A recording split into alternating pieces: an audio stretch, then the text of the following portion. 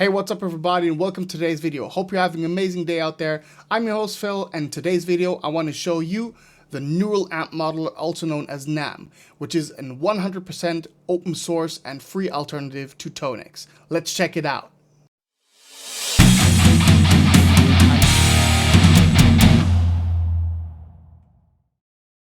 Yes, you heard that right. I am claiming that there's a 100% free alternative to the Tonix software, which has been released a few months ago by IK Multimedia. And I would even go further with my claim and saying that the Neural Amp Modeler, from a capturing quality, is even better than Tonix. And I do understand that, especially given the fact that a lot of YouTubers out there found Tonix to be better than the Kemper or the Quad Cortex when it comes to profiling, that's a very, very bold claim. Hear me out on this. We're going to first talk about some differences between Neural Amp Modeler and all of the other, let's say, technologies out there, and then we're going to also listen to some audio demos. Now, before I move on with my explanations, I have to disclaim something. I'm going to use quite some machine learning terminology over here and do my very best to explain what I personally understand from these, let's say, terms, but I have to disclaim that I'm not a professional in that field. So take everything which I'm saying with a grain of salt. There might be some misinformation over here. However, I tried best doing my due diligence and finding out what I'm actually talking about over here, but still take that please with a grain of salt. Moving onward.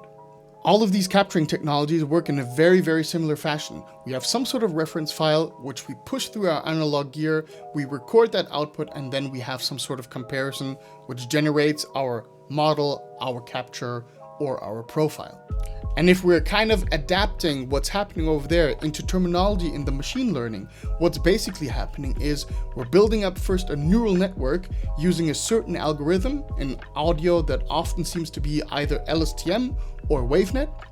Then we are having some sort of data set, which is our recorded output from the analog gear. And then we are running a certain amount of, let's say, machine learning iterations or cycles. And each of these machine learning iterations and cycles is called an epoch. And while, of course, the algorithm used or the data set quality can determine the accuracy, or at least has an effect, I think the biggest effect is the number of iterations which you are running, the epochs. And this is where NAM stands out against all of the competition. While, of course, the Kemper, the Quad Cortex, and the Tonix are somewhat fixed in their number of epochs, using NAM, you have the full freedom of choosing how many epochs you actually want to run. And by having the freedom to choose how many epochs you want, you are affecting or kind of working towards a very important thing when it comes to machine learning, and that is the ESR, the error to signal ratio. Now, what you usually want to have, whether it's clean, whether it's high gain tones, you want to have an ESR which is roundabout 0.01 to have kind of a perfect capture, which is hardly to distinguish from the actual original. And as I said before, I'm no means professional in this field, but what I can extract out of the logs of Tonix, it seems like that Tonix allows you in the advanced mode to run roundabout 250 epochs and usually get an ESR roundabout 0.03, which is still a good result, but not 100% perfect. But with NAM, for example, when I run it over here, I'm getting ESRs roundabout 0.017, at least for the setup which I'm always reamping as a reference, which is my Bugera 6262 boosted by an MXR M77. Alright, with that explanation out of the way, let's check out where we can actually get the Neural Amp Modeler from and what it looks like, and then in the end, of course, listen to what it sounds like. So I'm now on the GitHub page from Steve Atkinson, which is the developer of NAM, and we have two pages over here which are of interest. One is the Neural Amp Modeler and the other one is the Neural Amp Modeler plugin. Let's first take a look at the Neural Amp Modeler page over here. This is this page over here. This contains the entire code and has the license information and so on and so forth.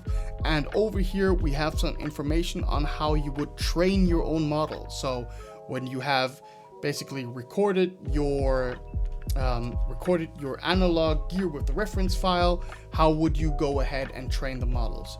There are some cool videos by Jason Zadora and Tudor, who is very active, or both are very active in the NAMM community group. I'm gonna post their videos down below in the description, because if I would kind of include this into this video, the video would be too cramped, would be totally bloated with a lot of information for you guys to digest out there. So I really recommend watching those videos if you want to get into the modeling yourself.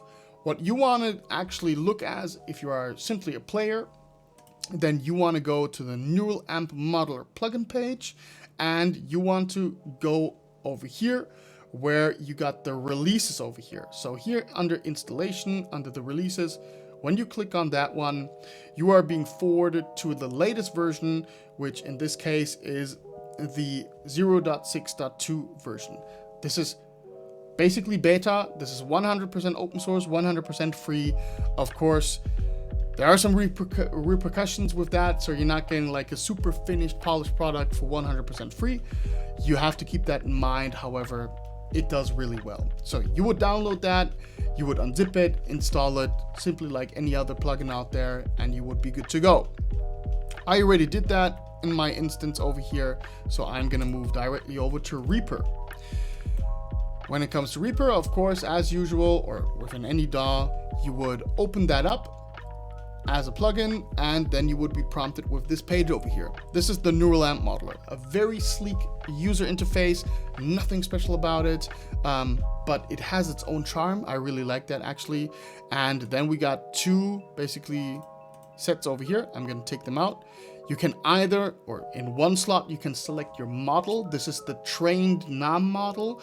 It's very similar to like a tone model in Tonex or a profile rig in Kemper. And over here, you would select the impulse response. Now, let me do that very quickly. I have basically a different collection of amplifiers. So I'm gonna take my trusty setup, my Bugera 6262, boosted by my M77 on the lead channel, and I set the gain to 1.5. And you can see over here, I noted down the ESR, which I achieved. I said to get a kind of a perfect capture, which is very much indistinguishable from the real deal, you have to get an ESR around about 0.01. In my case, I'm very close with 0.017. Good enough for me. I cannot get any better results with my chain over here, so that's the best I can do, but it absolutely suffices. Sounds basically like the real deal, and we're gonna hear that in a minute. So you're gonna take that over here. Now, of course, if you only have the model, because it's only an amp and a boost, and I have not integrated a full rig, it will sound pretty badly. Let me grab the guitar, and let me set up everything.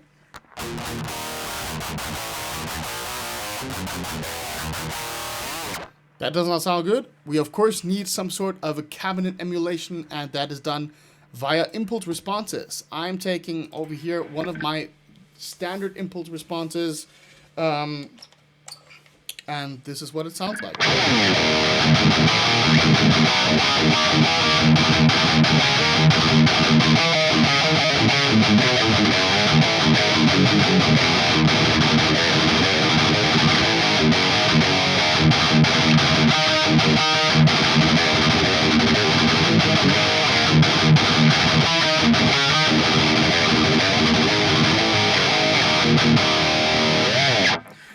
Now the output is set to -12 dB because for whatever reason, it's way too loud when you load an impulse response straight out of the box. So you have to duck down that output, otherwise you're gonna easily get into clipping territory. With the input, you can adjust a little bit of the gain staging over here, and you have a 3-band EQ, which is very effective. Let's say, in this case, I need a little bit of a thump and a little bit of let's say, of a more high-end attack. Then I would do something like that.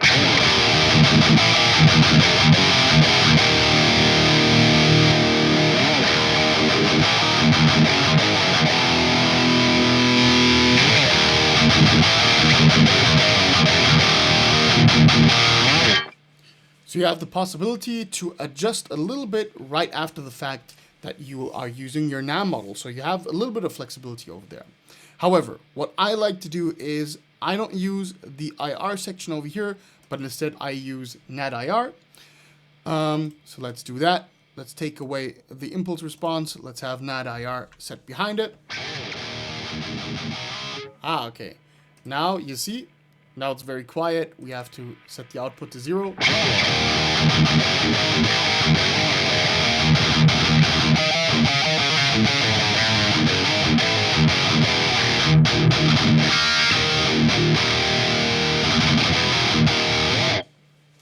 Now, of course, NAM, in the same vein as Tonix is very dependent on the quality of models created by a community out there. And in that case, I'm going to show you some of the community presets which we have. For example, Helga Behrens, who's very active in the NAM community group, has some awesome stuff going on. Let me quickly take that. Wait a minute. Let me take his, I think the XXX was very good from him. I like that a lot. Let's move that over there. Okay.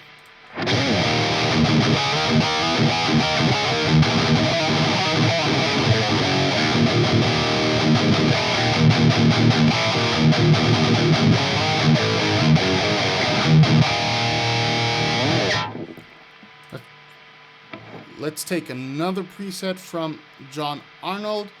He is also very active in the group, and he is working together with Peter Kanoff, creating some awesome tones over here. Let's take the dual rector red with the Mud Killer.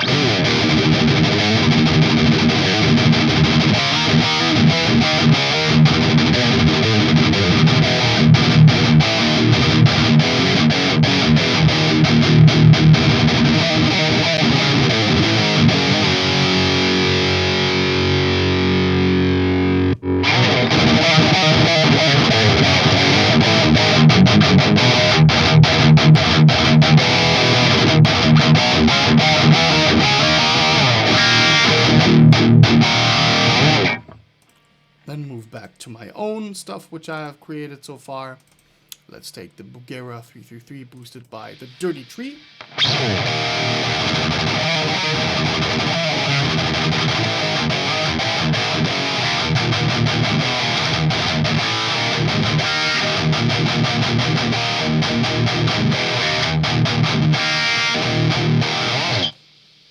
All right, and there you have it. These are kind of some demos going on, or some of the models which we are sharing throughout the community, which are absolutely free to download in the model thread in the Facebook group, which we are very active in all. So this is very cool. We have this kind of community vibe going on. Let me take this away. And yeah, very nice so far.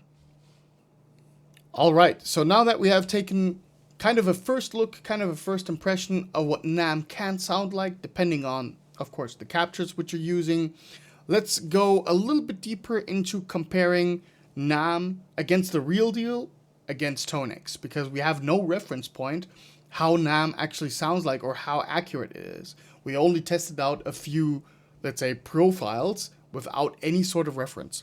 And this is what I prepared over here. So on the Purplish track, I have the real amplifier, basically only the amplifier boosted by the M77, and then an impulse response behind it.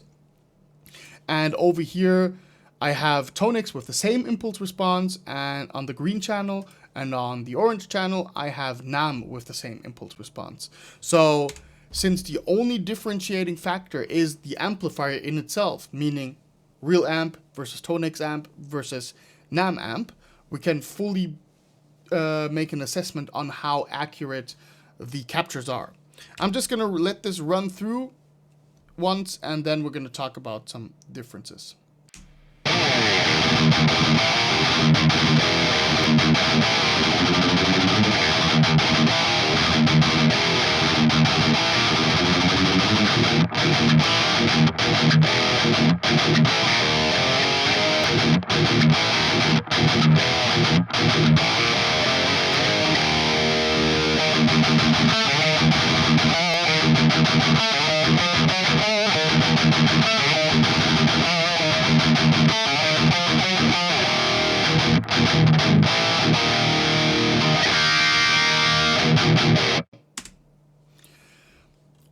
Now, what differences become apparent when listening closer to this is the following.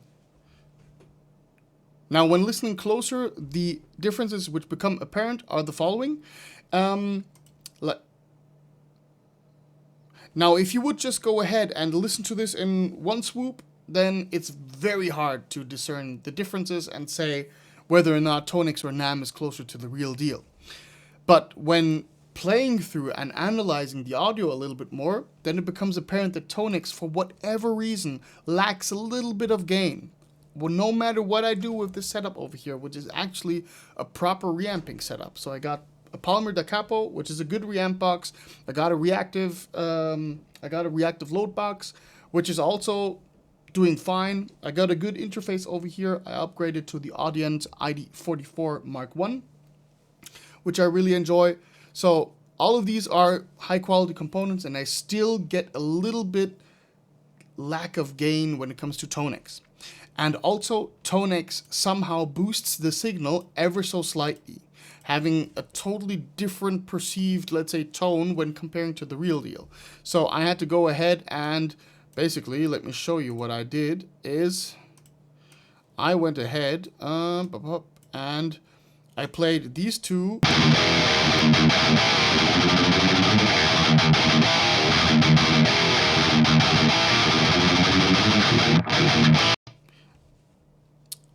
I played these two after each other, and I adjusted the volume on Tonix so that the LUFS is the same on both instances. So yeah, there's that. Yeah, so these kind of differences become apparent as soon as you play a little bit more with the software. Now, since these kind of perceived differences are not good enough for me when it comes to a full-scale comparison, the only way to truly test how accurate they are to the real deal is doing the null test. The null test basically is if you have signal 1 versus signal 2, and you would flip the phase on signal 1, if they are perfectly the same, they will cancel out each other 100%. You will hear nothing. And that is exactly what I want to go for in this scenario. So I'm going to solo the amp. I'm going to set up these two bad boys. Oh, wait a minute. Sorry. I'm going to set up these two, like the NAMM and the Tonix, so that I can do an A-B comparison. Both have the phase flipped. And if I now would go ahead, I can test how much of a difference it makes when choosing between NAMM and Tonix in regards of the lesser the better. So if everything is phased out and basically canceled out, they're perfectly even, so they're perfectly the same thing. If there's a lot of frequency spectrum still left, then that means that there's a lot of difference between the two signals. Okay, let's go ahead. You'll pretty quickly get the trick. Hi everybody, it's me again. I shortly have to interrupt this video before we move on because I did a major mistake on the first upload of this video, and for that I first want to say sorry. Which mistake did I make?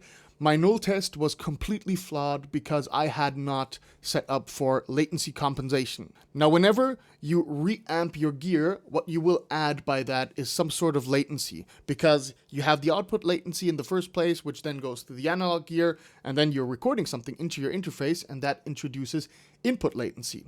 And in my null testing, which I did in the first version, I completely missed out in aligning those together with the real samples or with the real data, and this totally corrupts the perception on how different Tonix and NAMM are to the real deal. And the reason why I thought that I had to redo everything, take the video down, upload it again with the right section is, first off, I want to give you 100% accurate information out there, and secondly, it let Tonix shine in a way worse light than it actually is. And that is something which I cannot justify for myself, because I'm not here to bash on Tonix or something. I just want to give you guys a free alternative, which is the Neural Amp Modeler. So, with that out of the way, let me change my scene here in OBS and let me show you my methodology before we move on, so that you guys can also validate whether or not this is right or not. What I want to say is, because that was in the middle section of the video, if you stuck so long through the video that you watched that to find out that the null test was wrong, then thank you very much for watching. And thank you very much for pointing out the mistake. Because, yeah, we learn by our mistakes, man. That's stuff that happens, right? Okay, let's move on over here. So we got the 3 files, the NAM, the Tonix, and the amp over here. And what I tried to do is basically, I took this very small wave over here, the first bump over here, and I checked when we first kind of go through the center x-axis, and that means that we're looking at specifically this point over here. So when we're looking at the samples, let me make that a little bit bigger so that becomes a little bit more apparent. What we want to do is we want to align basically this step with this step with this step. Yeah, that kind of looks right to me personally. So basically they're now all very much on grid when it comes to latency shift. We can check that somewhere else. Maybe over here where we got a stop-go motion going on. This curve here looks quite promising. So what I always want to look at is either the lowest peak or the highest peak and then match that up, or where it goes through the center x-axis. Yeah, the x-axis, correct. So let me take this over here. So this is a little bit below the center x-axis, and this sample is kind of in line together. Okay, so that should basically be very close to perfect latency compensation, and that also reflects in the results very much. Okay, now let me go ahead and let's start with NAM versus the real deal, and then we're going to move on to Tonix.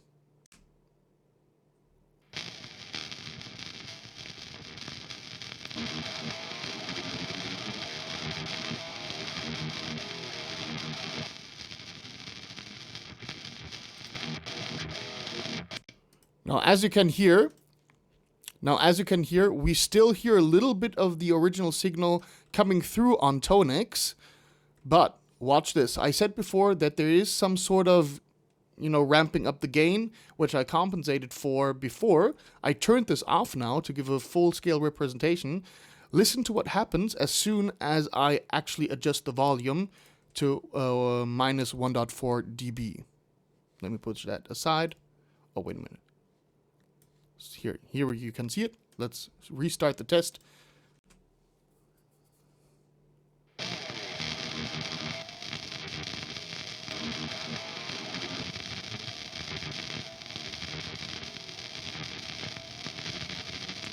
All right, so that is getting way closer to the actual original signal.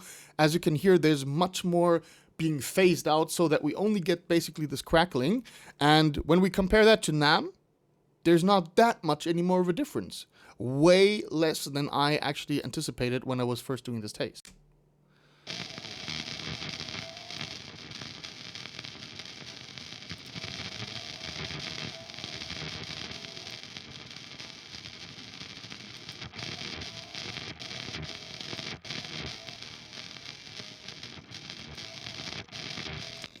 So NAM is by a slight margin the winner over here. However, Tonix comes super, super, super close. And that is in itself absolutely impressive. So, yeah, there's not that much of a difference. But, hey, NAM is 100% free. For Tonix, you still have to pay money. I bought it for 50 euros. Not that much. Or 40, actually. I used a code. So that is something which is definitely, to consider. But, yeah. There we go. There you have the results, kind of, in an A-B comparison. All right. Now that we got that mistake out of the way, I still want to make clear that all of my other observations, all of my other conclusions which I draw from this comparison still remain valid.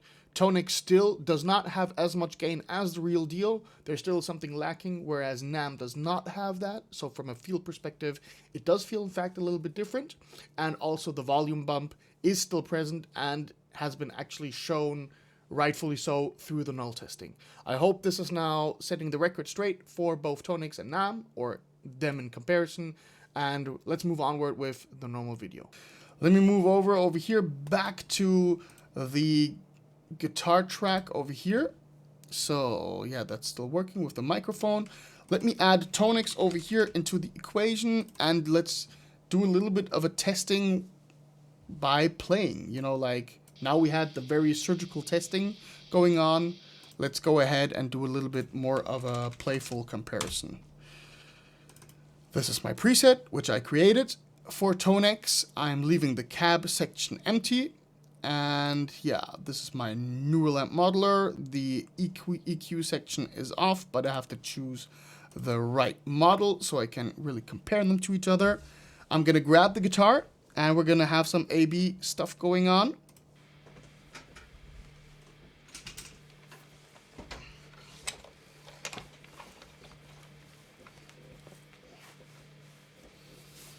All right, just a little bit of riffing. Let's go. First off is Tonix.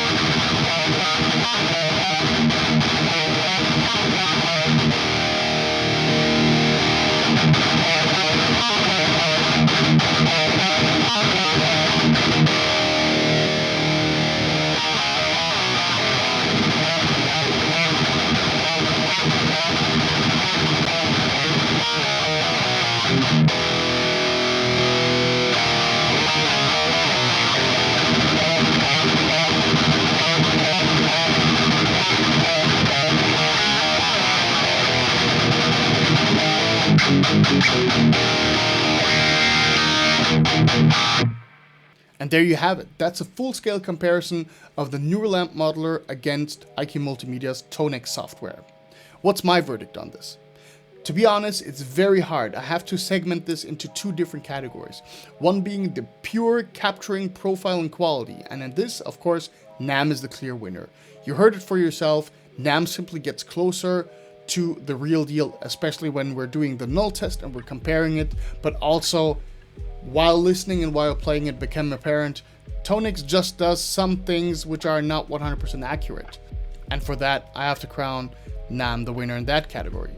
However, Tonix has a totally different thing going for itself, and that is basically it's being backed by a big company. And what does that mean? That means we have a better user interface, we have some different stuff which are very cool and unique to Tonix, the fact that we can integrate it into Amplitube, the fact that we have a ToneNet database. It's super hard to build up such a, let's say, concise database. We're having this issue now brainstorming in the NAMM community, how we want to sort the models. Right now, they're just basically Google Drive links and files flying everywhere around with no centralization. And one thing which I find super, super important and is kind of the major reason why Tonix is such a game changer is the ecosystem, meaning the Tonix pedal. You have hardware which you can take these, let's say, profiles or tone models or whatever you want to call them, and you can adapt them into your rig, kind of build your rig around them, put them on the stage. This is something which most likely will never come with NAMM unless we have some sort of VST hosting pedal out there in the market anytime soon, but I don't see that coming, to be honest. And that is a huge advantage for Tonix. And I think that, yeah, they both have their reasoning within the community. I will perhaps also be at one point in time a Tonix pedal user myself. But my goal with this video was just offering you guys out there a free alternative to Tonix, which allows you at least to get the best out of your analog rig for your home setup. I hope this video was helpful for anybody out there. If so, please like, subscribe, do the usual jazz over there. Leave me a comment if you have tried already out NAMM, if you have already tried out Tonix. If you come to different conclusions, I'm absolutely open to discussion. I'm just so happy that we have so cool products going out there which are capable of getting the real world sounds right into my PC and without costing a fortune, whether it being Tonix or NAMM. In this sense, Thank you for sticking through so long through this video. Hope you're going to have an amazing day and keep it metal.